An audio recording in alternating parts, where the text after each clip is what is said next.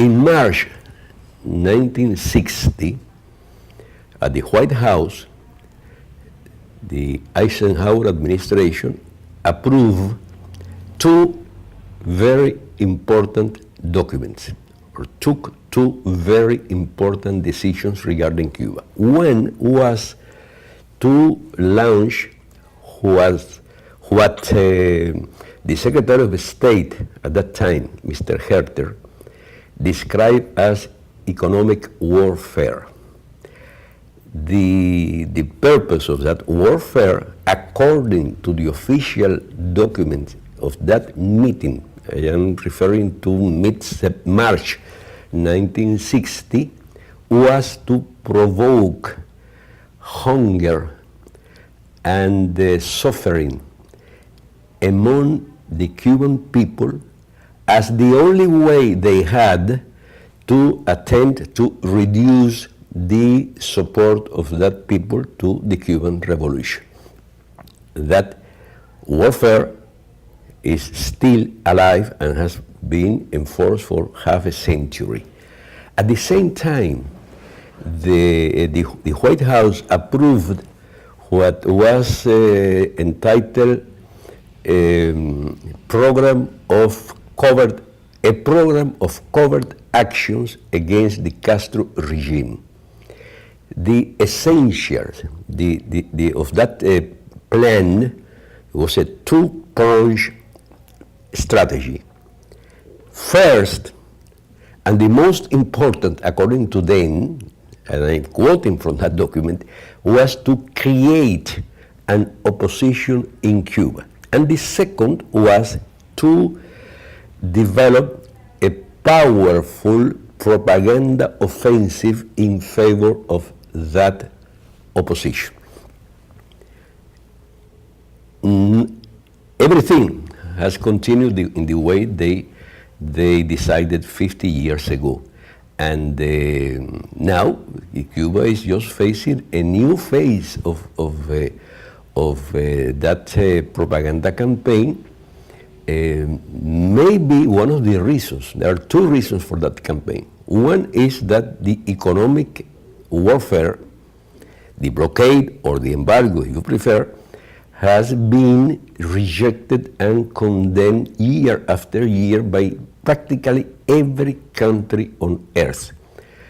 And the second reason is that Latin America and the Caribbean has been changing during these 50 years.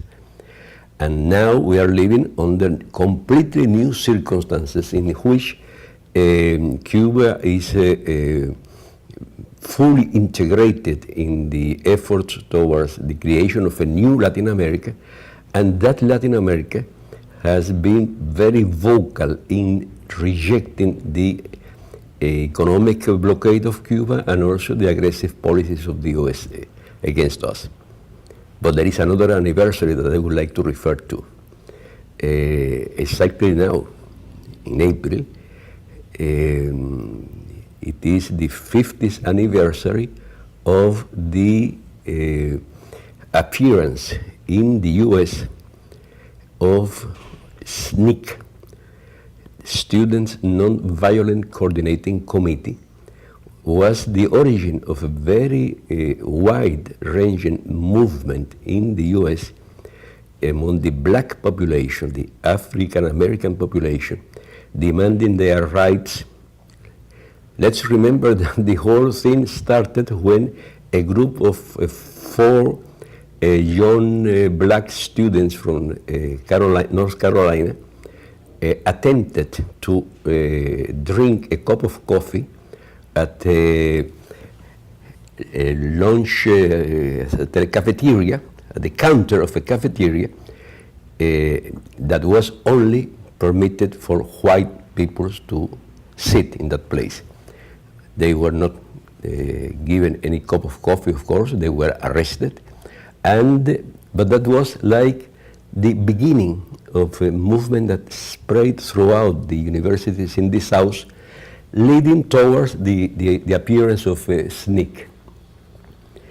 SNCC was the string force of what developed as the various black organizations or Afro-American organizations that were very active and very important in the 60s and 70s in that country, and that succeeded in opening up the possibilities for African Americans to participate in the political process. Now, in the US, they have for the first time an African American as president in the White House.